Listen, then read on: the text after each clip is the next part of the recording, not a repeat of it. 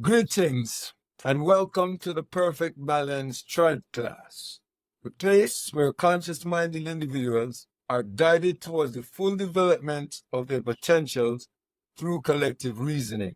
I am your host for the day, Ras Dada, and we're joined with Okavongo, the Rebel Guru. We have Yaga, aka Teacher Ma'at, and we have the infamous Bingi.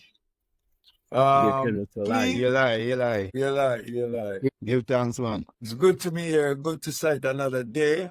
Good to be in the presence of greatness. Good to be in the presence of greatness. For our viewers, our family, please remember to subscribe, like, share on all platforms with the Perfect Balance Trodclass as we take this journey of upliftment, of self-realization. You know, it's a great day.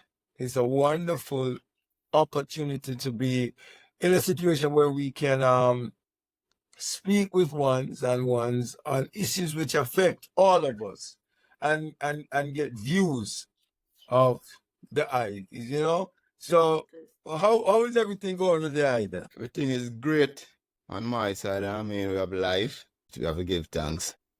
Maybe I kind of feel a little bit not so good this morning because we watched the Jamaica match last night. We had a 1-0 now outside. But hey, we move.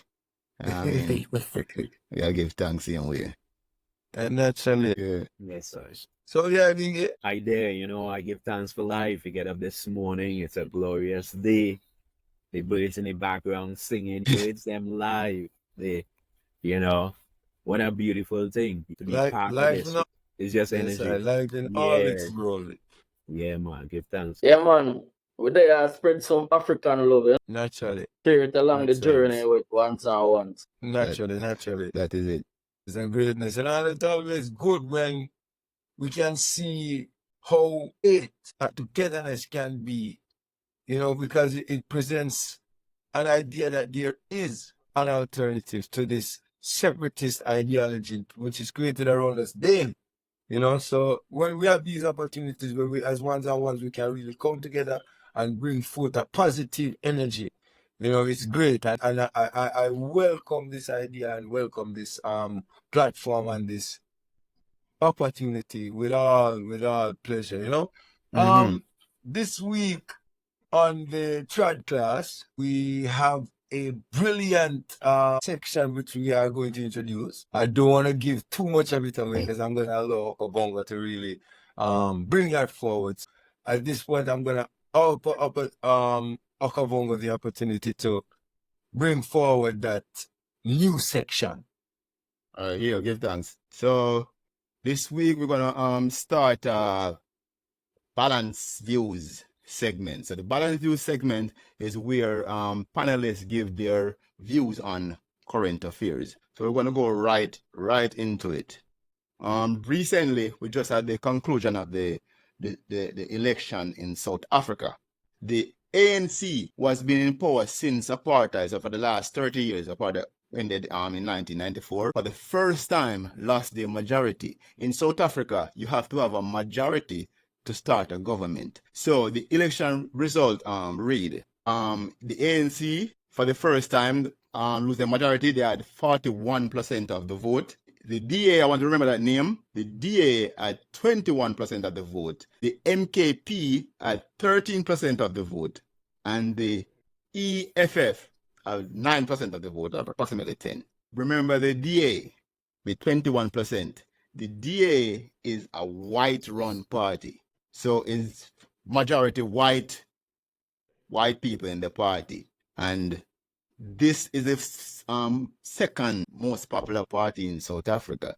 And for people in other places, like even in Africa, is like that's like just coming out of apartheid, and a white party is the second most popular party in South Africa. To me, is a concern. I just want to hear the guys' views on that. Yeah, well, all continues as before. Even though we had an era where you see Mandela come into power and the ANC come into power, there's still that influence of the whites, right? Because economically, they're still the ones who had economic power. and remain with a lot of it in the background. So it still gives them that opportunity now, after time, to come back and hold positions of authority, or even try to, of course, be in power again, because that opportunity for them is always present. It never diminishes, because they have already had the wealth that they need, that they could stay there indefinitely and disrupt power at any time, literally. And that's all throughout the continent. We say they moved from some position, but the influence, the economic influence that they have is all that really matters. And we see that all over Africa. Yes. And before Yaga and Dada give their views, let me give some more context to it. So because the ANC could not form a government because they didn't have the majority, they had to form a coalition government. That's the rule. They got to form. So you got to find other parties to make up that they are 41%, so they want 9% to make up that to have over 50. They decided to go with the white party who came second to form the government instead of the other two parties who had 13% and the other party who had 9% almost. So they could form a government with them, but they decided to go with the white party to form a government, and some other little party, like other party, will didn't get like a 1% of the vote they use. But that's the economic influence. So they go with a party that they know they're doing business with anyways in the background. It's the influence. Yeah, so the economic decision too. Yeah. What's your views of that? You know, we're going through a global struggle as a people. Or fortunately, the tactics that are used by those who are against our progress are similar globally. It doesn't matter where we look at, if we're looking in the Caribbean, if we're looking in Central America, if we're looking on the continent, it doesn't matter where we look. We observe that all the strategies that they use are similar. They're using the same strategy all the time. Now, as we had our discussion the other day as related to the dual citizenship of the leaders, right? And we see that in the Constitution, they made room to ensure that these things could happen indefinitely, as Bingy said. Now, we're looking now at a country that's recently, because 30 years as it relates to a country is recent history. And you now have a party, an all-white party, coming out of a country that was a practicer of apartheid, right?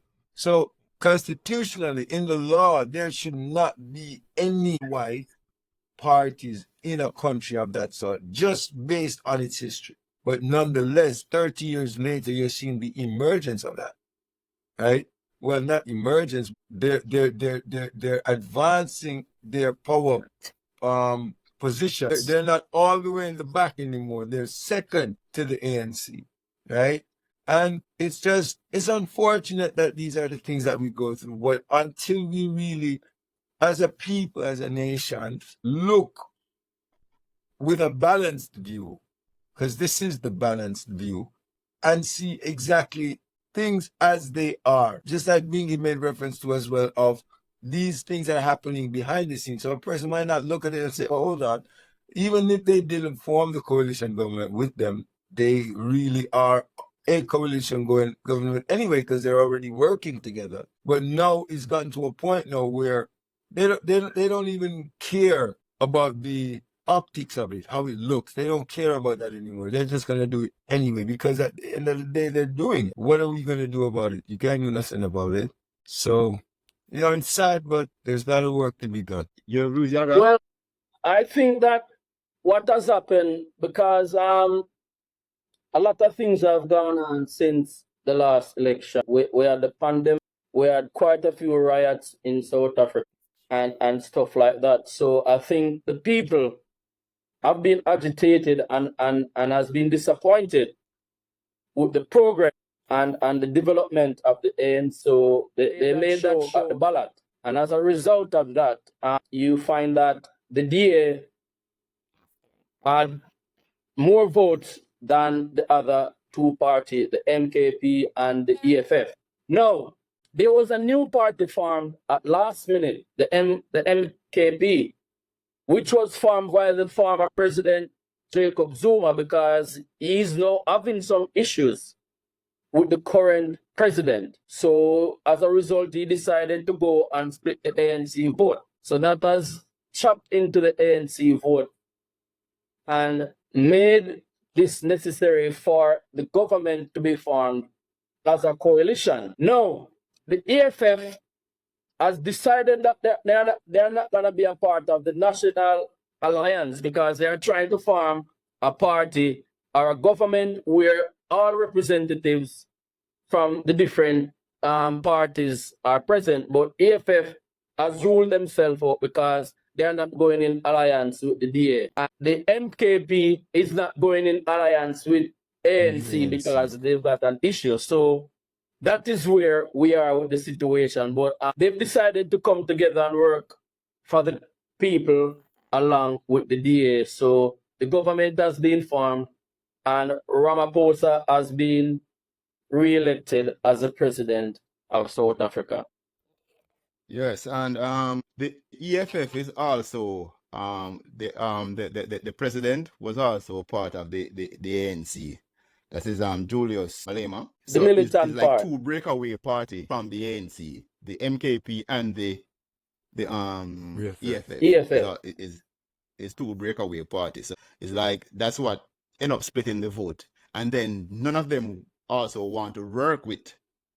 If they even work with, it's like you know what I mean, a lot of concessions. If they want even working with the ANC, so that's part of the problem. So it's like a divide and it's a division thing. But hey, we move on. So the next balanced news is a group of Russian Navy ships, including a nuclear submarine, arrived in Cuba on Wednesday morning in a sign of strengthening ties between the Cold War allies. Well, what are your guys on this that? This one is gonna play along the line of the reality on the ground or our popular opinion. If you don't choose the right side, you'll go against popular opinion and you might find yourself in a bit of hot water because that is not the narrative that has been pushed. And if you look at the reality on the ground, you cannot ignore the facts. You're taking Yeah, well, as we know, Russia and Cuba are communist countries, right? And we know the Cuban relationship with Russia. Russia having an exercise in America's backyard is just a taunt. It's really a military taunt. But in all fairness, Russia do have exercises in Cuba for the most part. So we know this been going on for a while. The level at which this is happening, they brought in more subs. That's different. It's Cuba, it's Russia exercising ability to function where her territory basically is or her alliances are. For example, Putin is a wanted man, but yet he's visiting Pakistan, he's visiting different countries, right? But yet he's wanted by the international courts of justice, right? So what are we talking about here? So it's a man just flexing his authority, really. And Bunker does that all the time. Yeah.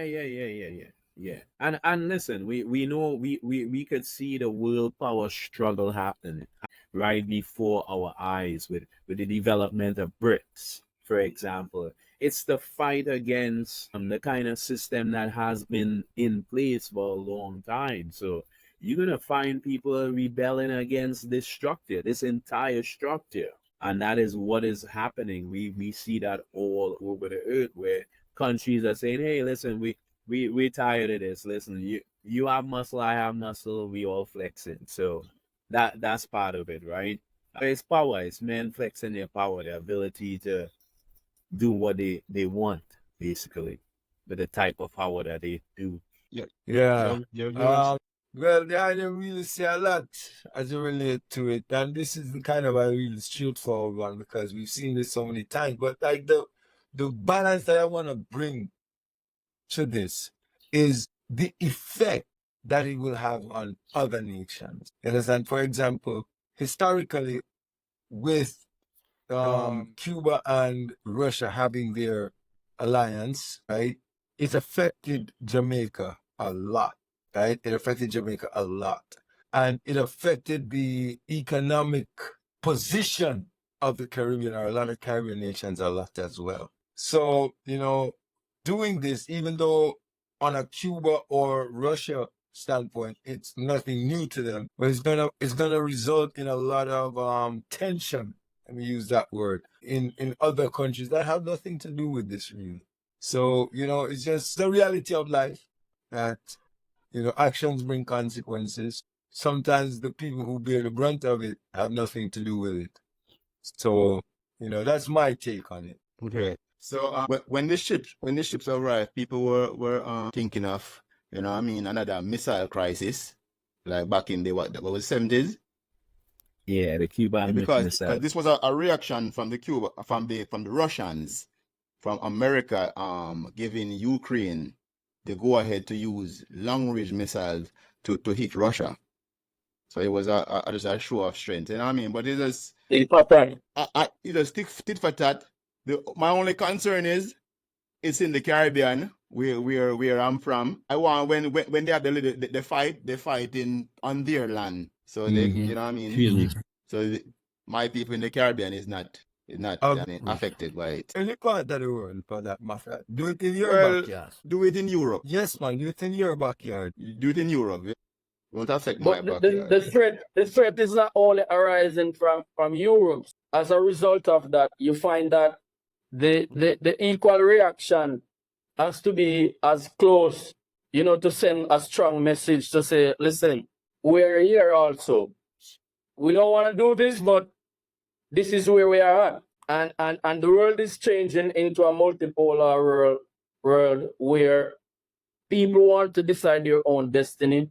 People want to have the right to choose who they do business with, who they trade with, without anyone having any influence on that, or bringing their philosophy or their way of life, because people have their cultures for years and people have their own history for years that they want to preserve. So that is causing a lot of the tension that we are seeing. Yeah, man. All right, so we'll move on. So now we're gonna go to my last thing. We're gonna go a little bit into sports. He has to go there, that has. I know that I think he knows what I'm gonna say, but I'm sure he doesn't. Is he gonna go to Europe or is he gonna go to Copa America? I know you guys think you know, but you don't know. But hear this one. I'll leave it in his capable hand. Hear this one. Netherlands defender Nathan Ake says he has no problem with fans who paint their face to look like Ruud Gullit as he rushes to their defense after accusation of blackface. Yeah. So let me give you the context. Blackface. Yes. Ake is a black player who plays for the Netherlands, and he also plays his club football at English champions Man City. A couple fans dress up like Netherlands legend Ruud Gullit. I don't know if you guys know him, or maybe we'll put a picture of him. But he have like locks, and he's a black man, and the fans dress up like him, painting their face black and wearing the locks and Haki is saying that he has no problem with them and we should get past stuff like this. What are you guys thought? Should we get past it, or is something that we should, you know what I mean?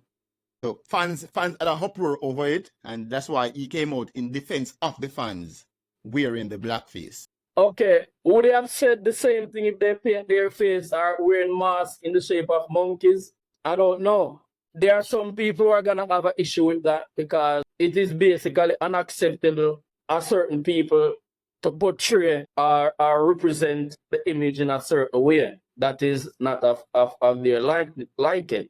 But I can see where Aki is coming from, who is living in a multicultural society where he has to be mindful of what he's saying and how he says it. So personally, he doesn't have a problem with it, but I can see where people will have a problem problem with that.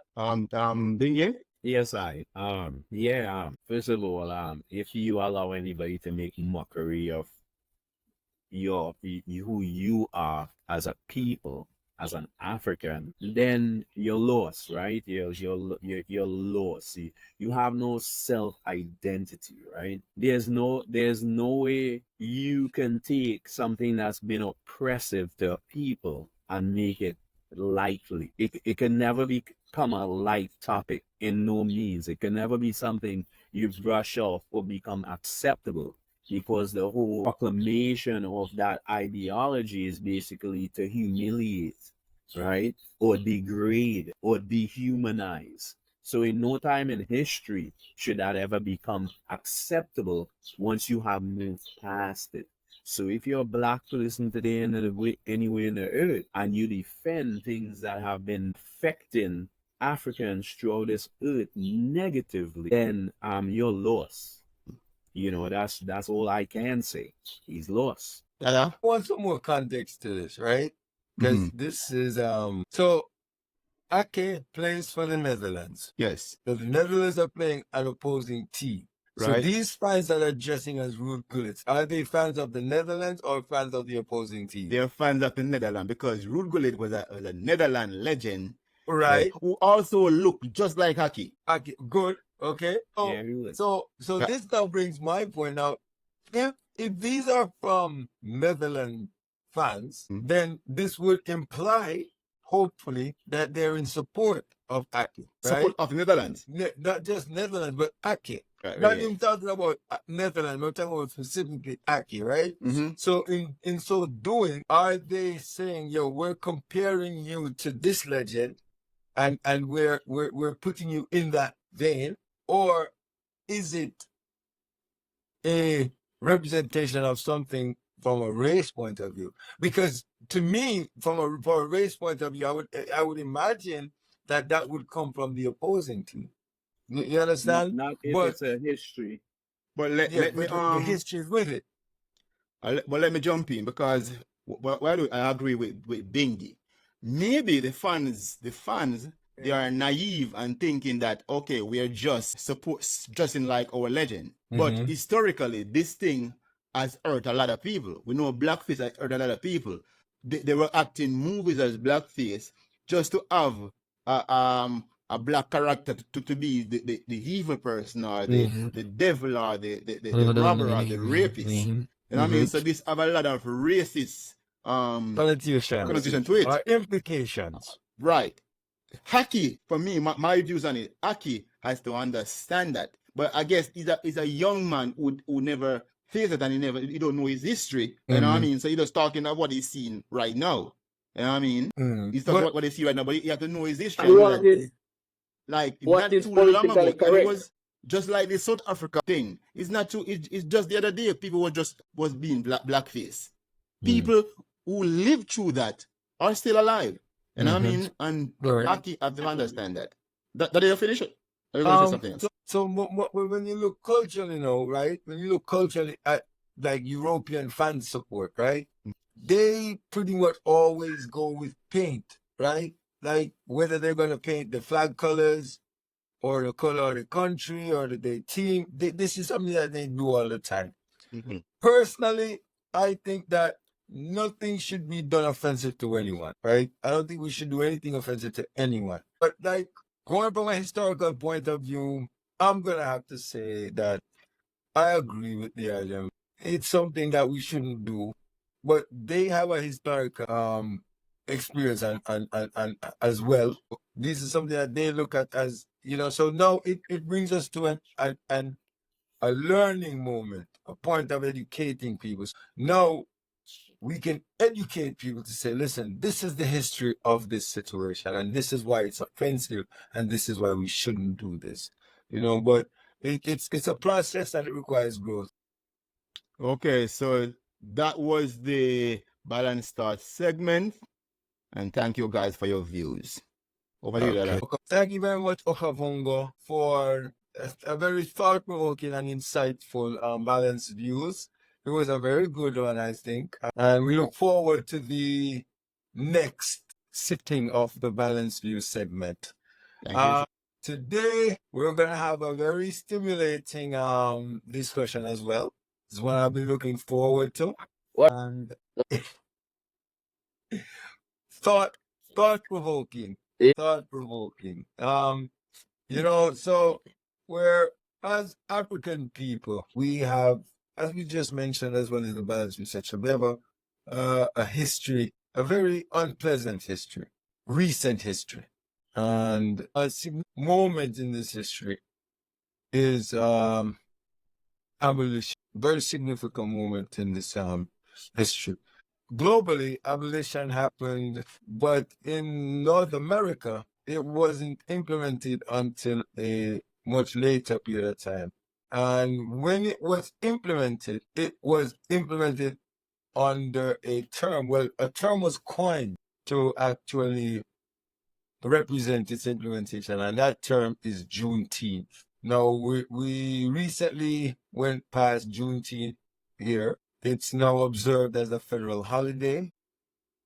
But, you know, we want to bring some views and ideas around this historical event. So today we're going to speak on Juneteenth, and we're going to see how it's affecting us today, what implications it has to our living and our lives. So, Juneteenth.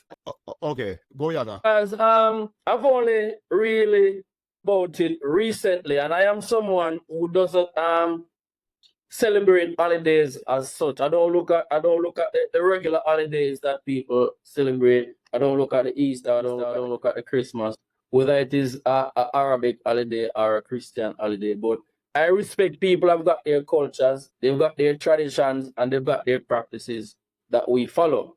And I am trying to search and find out what is mine.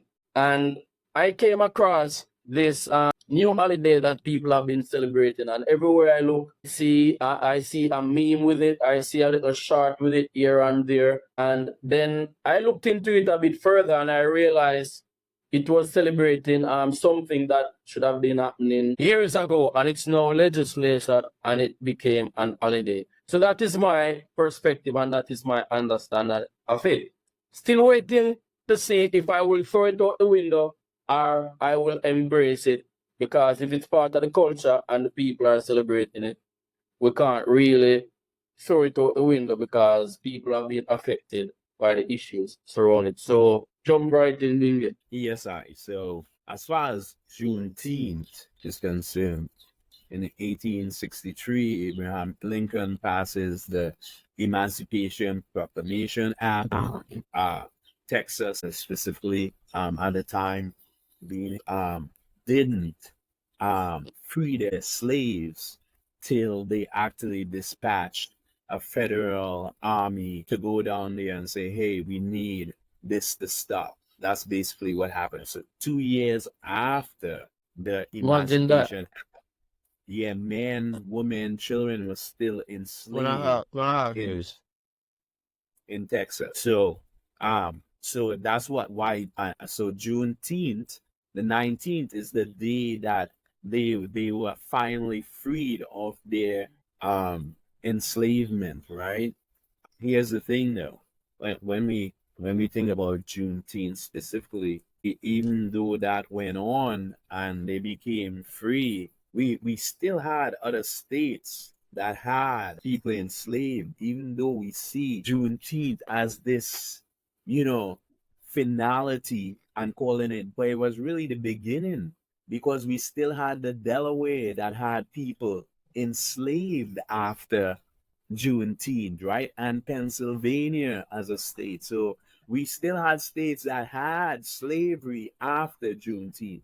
So Juneteenth was like, it's great, it's so symbolic, but the reality is slavery in the states didn't end till the Delaware, which was to the end of that year, basically. So it went on for 6 more months where they still resisted giving up their slaves. So it's very interesting. But to your point about the holiday, Juneteenth, In actuality, when slaves were freed in 1865, 1866 onward, they have been celebrating Juneteenth. Juneteenth has been celebrated since 1866, the very first year after enslaved people were freed. Yeah. So my views. So I'm from the Caribbean. So and I mean guys from the Caribbean. We never know about Juneteenth. And I mean it's not something that is you find in the Caribbean. Since coming to America, you found out about you heard about Juneteenth. And I mean, and I did some research on Juneteenth.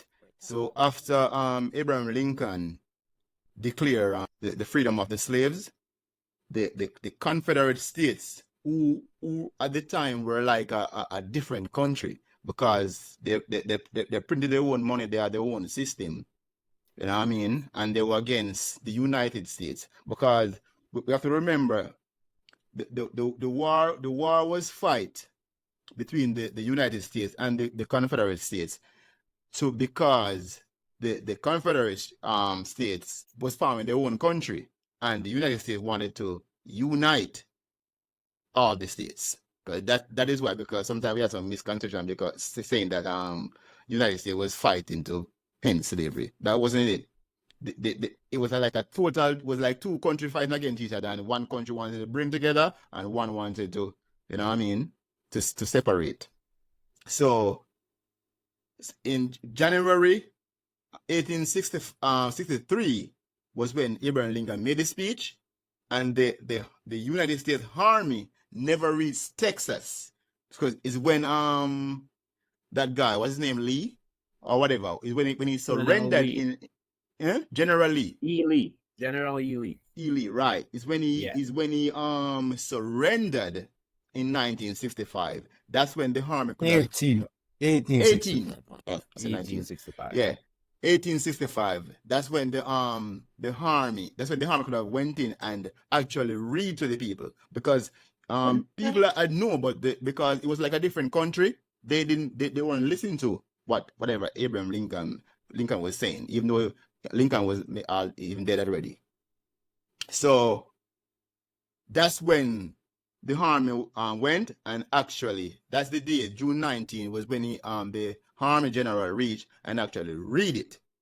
But after he read it, the only thing that happened is that the people hear it, because not much really changed after that, because slave masters didn't want to give up their slaves anyway. So, but it caused a fight, and you know what I mean, slaves run away. People were slaves were dying still all over the place. We still, even though they say we are free, it was just like we are free, you know what I mean, but there's nothing, we didn't get nothing from it. We're just free to maybe walk this, not even walk this street. I don't even know free to do what, you know what I mean. I don't know free to do what. It's just like something that was written, and maybe a slave master, you didn't live in the slave master house no more, because we have all the injustice continue from then till now. Yeah, so that's Juneteenth for me. So you're saying that it was more symbolic than effective, because implemented this, and it's interesting that Bingy made mention of Pennsylvania, because when we think of the Confederate States, we think more of the southern states, but Pennsylvania is a northern state. For Pennsylvania to still have been practicing slavery even after the Emancipation Proclamation is, it shows that this thing was more far-reaching than you would have thought. Now, the act of freeing the slaves, right? The act of freeing the slaves. How did that show on the part of these slaves? How did that show to the slaves? Okay, the army's here, they're enforcing this thing. The Confederate Army, they have surrendered. So there's no longer a war, there's no longer a struggle. Now they're saying, okay, you guys are free. How did that transition to the slaves? I want to make a correction before we go on. I meant to say Delaware and Kentucky, not Pennsylvania. Delaware and Kentucky were the two states that had slavery. Even so, Delaware is northern, I would imagine. Yeah, it's a So, northern, it's still a so, northern state. so Bingy, that was basically like illegal slavery then, right? Yeah, Going it on. was Yeah, legal okay. slavery. Yeah, because they just didn't want to give up their slaves, so they But put I Okay. don't think in there's any legal 18. slavery. Yeah, No, yeah, So but according to the slave masters. yeah. Yeah. So those were the am two I right? states. But think about what. We didn't hear the response, Diaga. Am I right in saying that? So it was you, the freedom of the slave was you to join the states. It's not because they really wanted to free the slave, but because it would hurt the slave master and they would have to join the states because their economic base and economic power would have been reduced. Well, they already devised a financial system, right? How they're gonna implement slavery on a mental level, right? Instead of shackles and chains, right? Even though Africans continue being abused, they already develop a system that now when they give you your social security, for example, right, your social security number, you're under there, you are the administrator of a business, right? When you look at the fine prints, you really, so what they have done is identified you into a system and to a state. So they knew how they were going to use you in the modernization of slavery. They already thought about how we gonna change it. We're not gonna have the physical abuse. We're not in most instances if they could avoid it. But they're gonna figure out how to implement you into the new age of slavery. Because if you think about how we work and the systems we work on under, that's all it is. It's developed in a different construct. And for African Americans, especially because we're talking about them and Juneteenth, what happened to them after that is the same. Because now you give a man freedom, but he has nothing. Where does he go? What does he do? How successful is he going to become? So now he has all these limitations, right? And so you give him freedom, but he has no real resources. Or access to He resource. has, yeah, or access to resources. But not only that, the Constitution at the time too, he's still not a man. He's still not even fully a man. Yeah. So in a constitutionally, they're looking at you. Oh, but you're not even a man. So they even use the term boy, and that's to show you how they see you even when you're a grown man. It's That you're not a psychological. man. So, yeah, you're not a man. So even constitutionally, it's still in their mind. So you're dehumanized, right? You're dehumanized on such a level, man, that you can't really comprehend it. So these people still have to go through that, right? So now what do they resort to doing? They still have to work for their masters, their former masters. They got nowhere to go. So So the it optics continues. that is the same. Yeah, the optics and it continued for a long time, but within this, but they already had a plan, and the plan is how to integrate everybody. Not and think about it. It's not only that black people are enslaved into this system. Every working man is.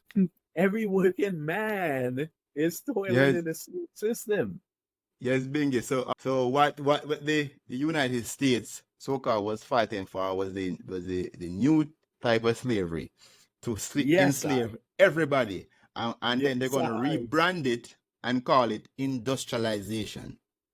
yes. So So that's you it. pay for yourself. Yes. So you will, instead of me providing the house for you, you provide the house for yourself, and you provide the Clothing. I will give you something called money, and then you will give all the things that I used to give you, you will get it for yourself. Understand? Absolutely, man. Yeah. Absolutely. And by the way, I won't give you even enough to have all To those fully things. provide for yourself.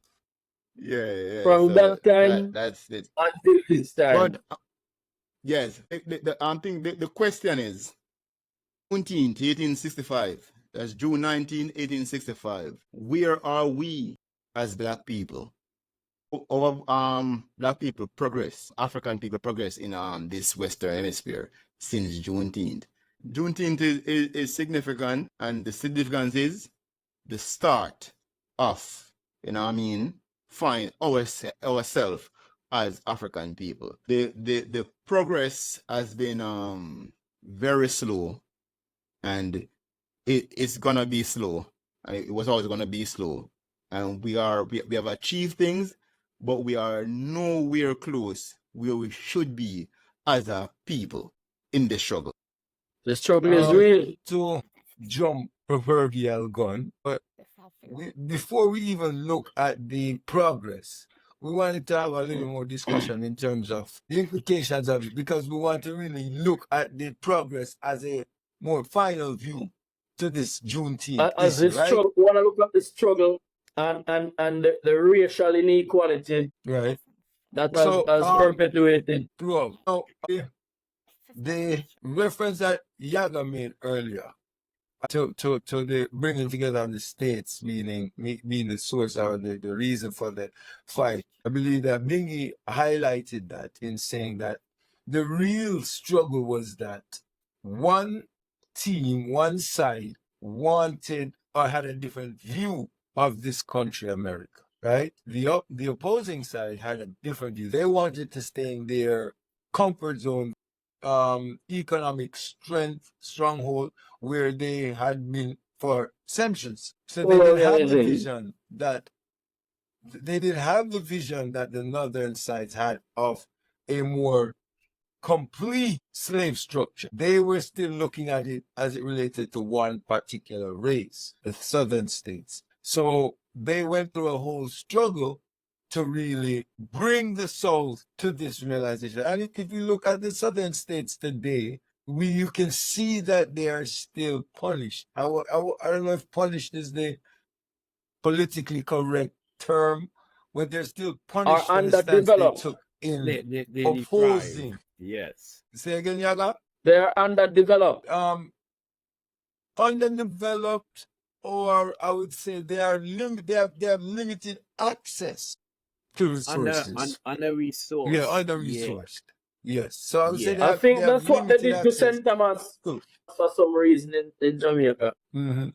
They not only St. Thomas. If you look around globally, any nation, any group that has stood in opposition of the status quo, they have been penalized. This is why they bring up terms like sanctions. You understand? This is why there's a term like sanctions. Like if you look at Haiti after gaining independence, right? They were put under such extreme sanctions that it actually crippled their political and socio-economical development. You understand? So any group that has stood in opposition to the status quo have been put in a negative position, and we see that global. So this is what happens. So that's what basically probably that is why people are afraid to fight for their freedom, because the price of freedom is really expensive and it is hard. It's high. Yeah, Dada. Mm-hmm. I'm not in agreement that southern state has been punished, because I think that's just geography. If you notice, the northern states are closer to Europe. They're closer to Europe. So what really happened is people that when the Europeans come in, they normally come to the north. They normally come to the north. Before I go there, Texas is one of the richest states in America, and that's the southern states. You know what I mean? But people normally come to the north and settle to the north. So it's really geography. If you know this state that are called the southern states is in the middle of the country geographically. It's in the middle of the country. They're actually in the south of the country, starting from the deepest southern state, which would be Florida. So Florida is the deepest southern state. So when you look at the Panhandle, the South is on the bottom state. It's not Central America. It is South geographically. Yeah, but I'm saying if you check from Asia to Europe, where people are actually coming in the country from. Yeah. So you're talking about proximity, right?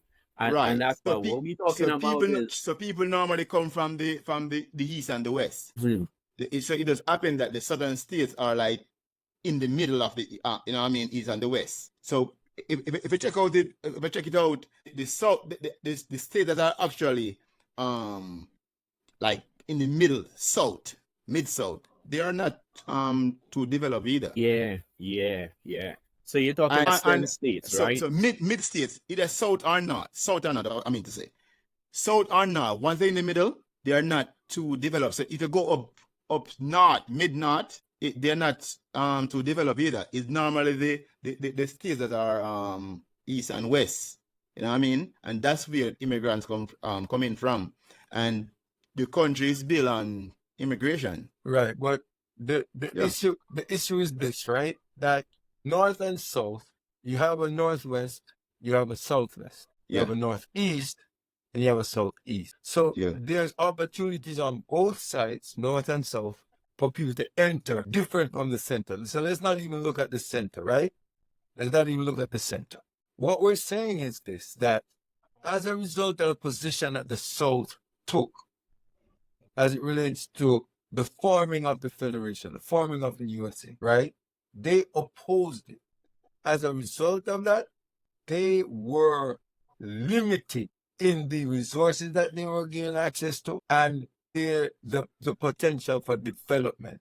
Because first and foremost, you have to remember that in the formation of the USA, one of the primary things that they did to the southern states was they outlawed their currency. So if that in and of itself is punishment. Yeah, but they were using the same currency now. They were using the one currency across the board. Yeah, but that was part of the plan. So that's what I was saying initially. Right. Initially, I was saying that they had already devised a new way of slavery. Right. So it wasn't going to be shackles and chains anymore. So they had devised social security system. They already accounted for you. So they weren't doing it no longer on an individual, on a race basis. No. They were going to enslave the common man, period. Across the spectrum. So that's why we have the system now that we have now, today. So it's revised. Slavery is intelligized.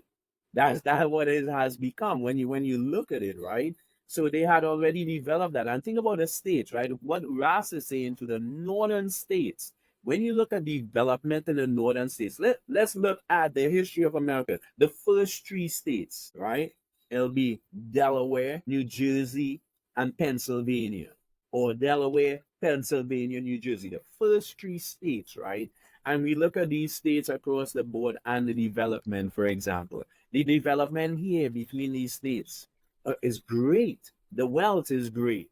But when we look at southern states and we compare the same type of resources that New Jersey has, for example, you can find them similarly like in North Carolina and even more, right? We are way more developed than they are. When we look at the economics in northern states, New York, New Jersey, northern states, Delaware, when we look at the economic impact too, we could see that these states generally do better, even in education. So why isn't the wealth being generated across the board there, so to speak? If you're the United States of America, then that wealth should be spread amongst your state equally then. The development, educational development, the resources, but it doesn't happen like that. There's a truth to it. They still have them paying for something 1800s. The 1800s. There's still an economic stranglehold. Ogongo, have you ever been to the southern states? No. Maybe Florida.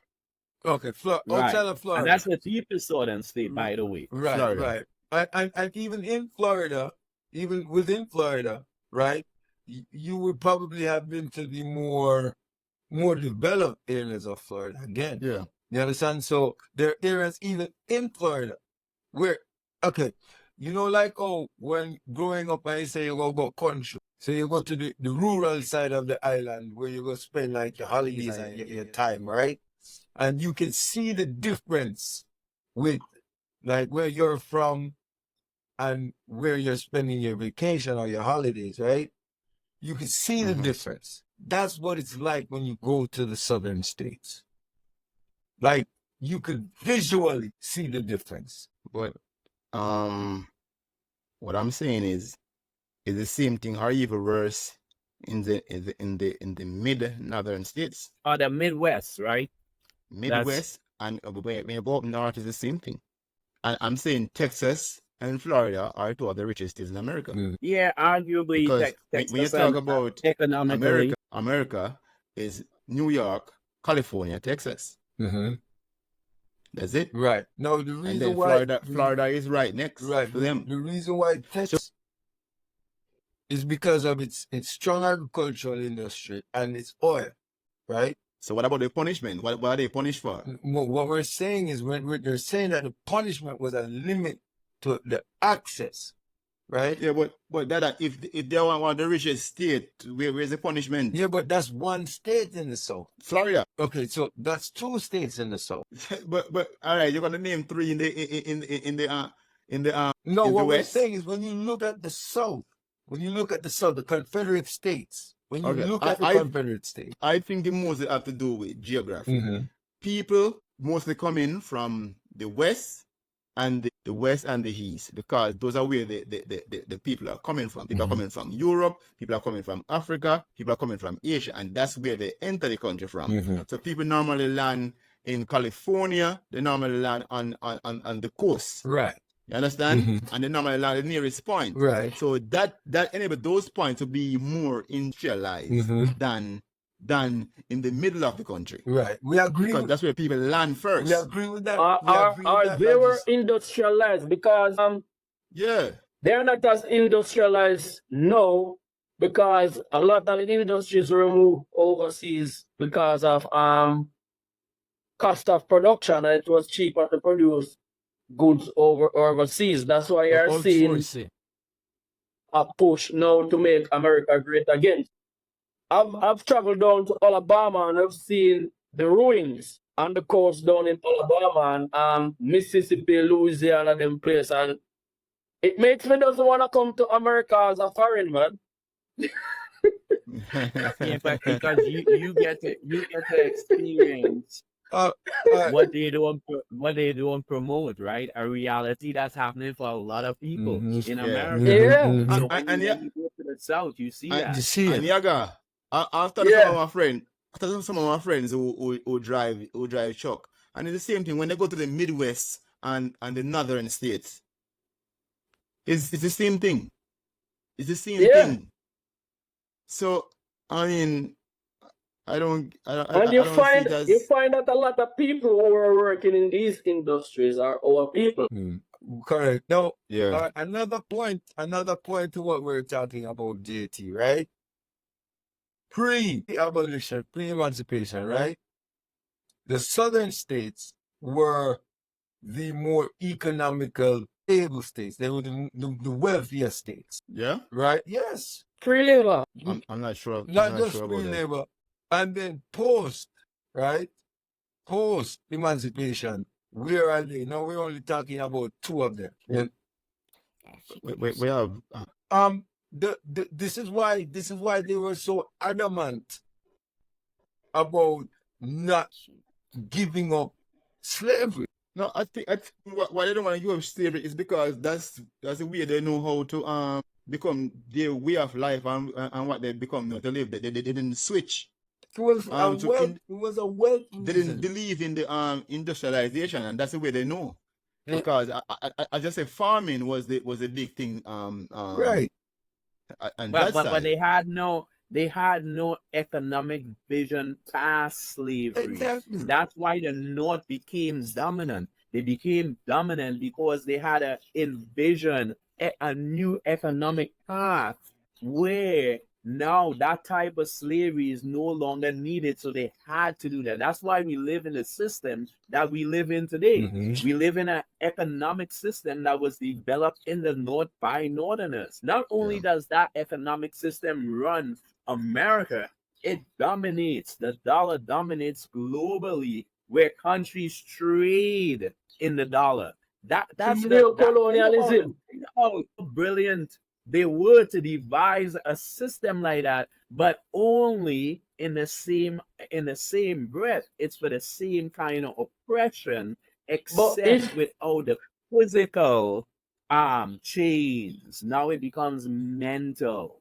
It's a mental system. So they devise a system now that's not only going to dominate the South, but it's going to dominate world affairs. Yeah, the Literally. yeah, dollar, you wanted the to say dollar something? becoming the dollar becoming the world currency has been a recent thing in the, was it in the 60s? Yeah. So Yes. that's really Yes. modern and recent. Yes. Yeah, Yeah, JT, you wanted to say something? Oklahoma. what I want to say is we have to always remember geography, because sometimes geography plays a big part in decision people make.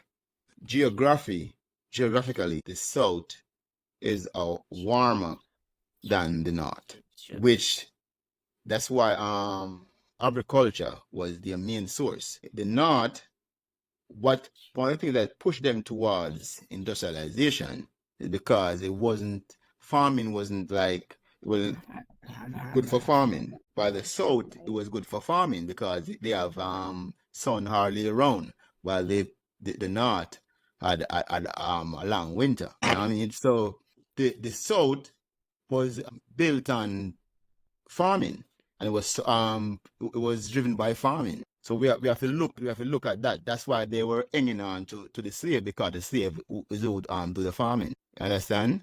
So I just wanted you to look at the geographical aspect of it.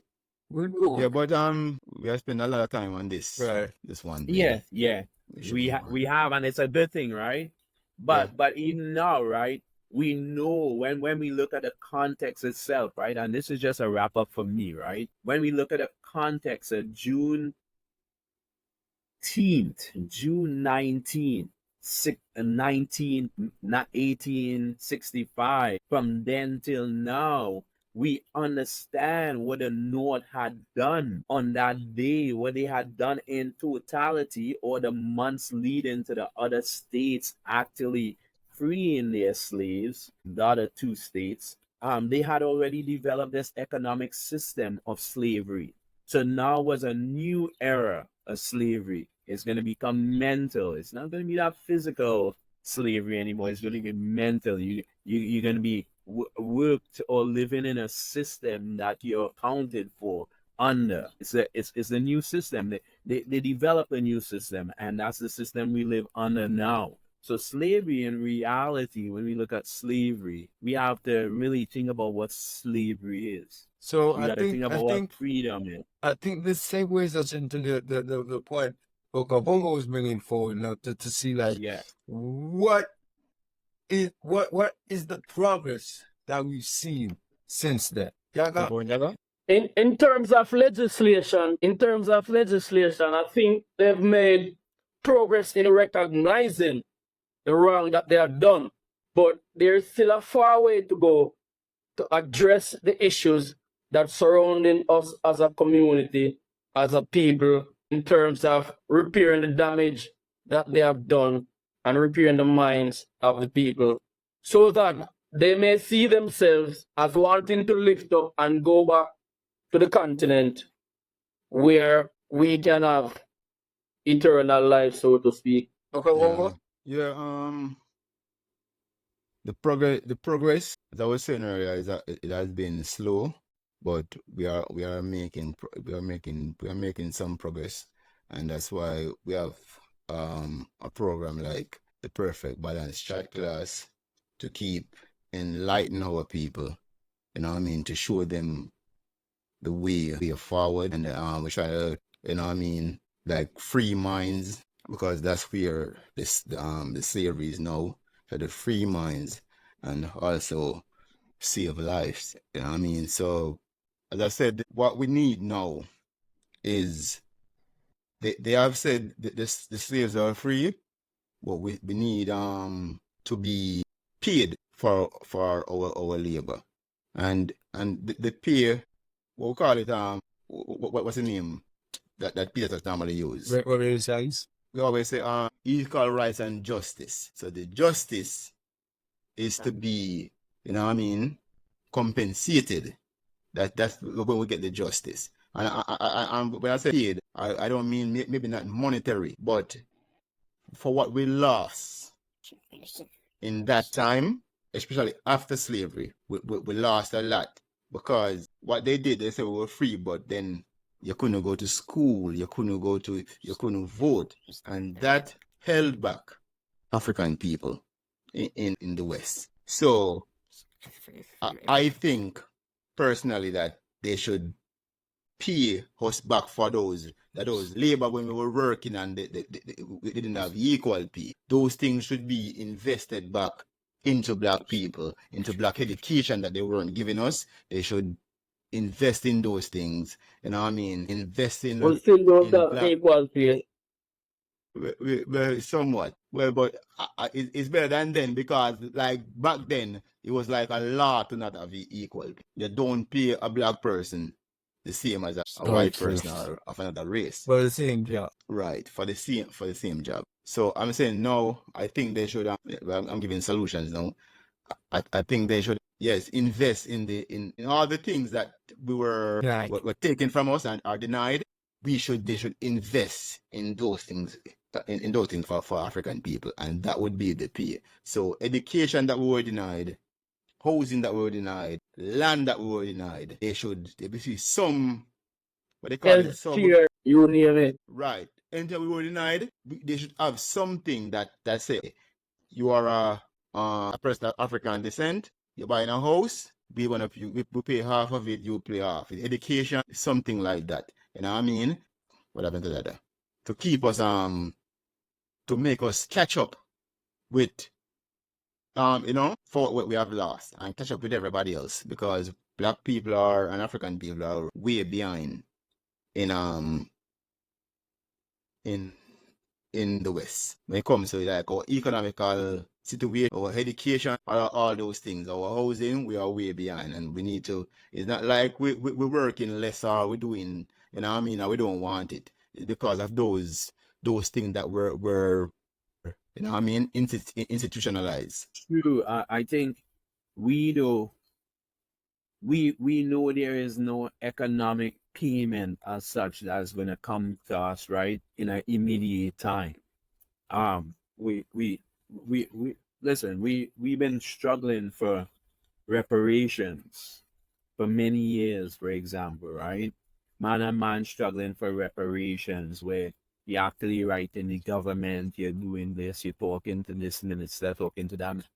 We know that economically nobody wants to reimburse you economically. But the other thing we know, we are our own resources. We could do this. We together can do this. We really don't need them to do it for us. Yeah, but until we realize that collectively we are stronger, yeah, man, it's not gonna happen. Because you can see at the moment how divided we are as a people, and we are divided on religion, we are divided on food, we are divided on music. There are so many things that divide us in this time that it is so difficult to bring us together, and the things that divide us are not necessarily things that are a part of our DNA, because we are taking on things that belongs to other people because of the way we've been educated. Right? That's Torah. Turn the screen, Dada.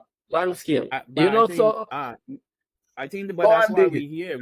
We're here to fight in the advent of adversity. We're here to fight in the advent of all the tribulation or the trials. I think that's why we're here. Our purpose is to keep on fighting, right? Even with all the obstacles and challenges, right? That is our duty. Our duty, even though we know we're gonna have resistance, is to still do it. Whether it's planting that seed as we planting in the minds of people, we know this is what we must do. Yeah. You're good, man. You're good. We were waiting on you to wrap up that. Yeah, man. Yeah. So it's great that we have a commemorative date as Juneteenth to demarcate that there was a transition from one point in our experience to another. But we don't want it to just be a demarcation of, oh, this moment we were enslaved, this moment we are quote unquote free. And there is no transition in terms of access to resources, as Okabongo was making reference to, in terms of social and economical, geographical development. We want this to be something that is tangible. We want this to be something that people could see, like evident, that we could say, this is visibly different. You can actually see this as we would represent it, freedom.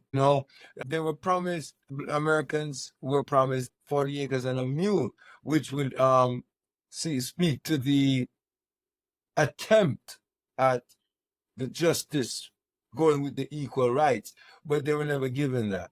You understand what I'm saying? It's just to have that with us. But I've been saying And that that is on slow paper. progress.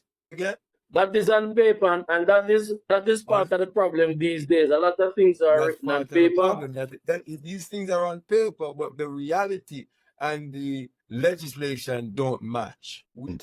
Okay, so please remember to like, share, and subscribe. Click the notification bell, so you can be kept abreast of this journey that we're on, because we want to share this journey with you. We're also on Instagram. We're on Spotify, all social media platforms under the name Perfect Balance Trodclass. So please feel free to join and be a part of this journey. On behalf of all my co-hosts, Okabongo, the Rebel Guru, Pingi, Yaga, aka Teacher Ma'at, I am yours truly, Rastada, and this has been another Trodclass. Thank you. Perfect balance. Give thanks. Give thanks for life. Yeah, man.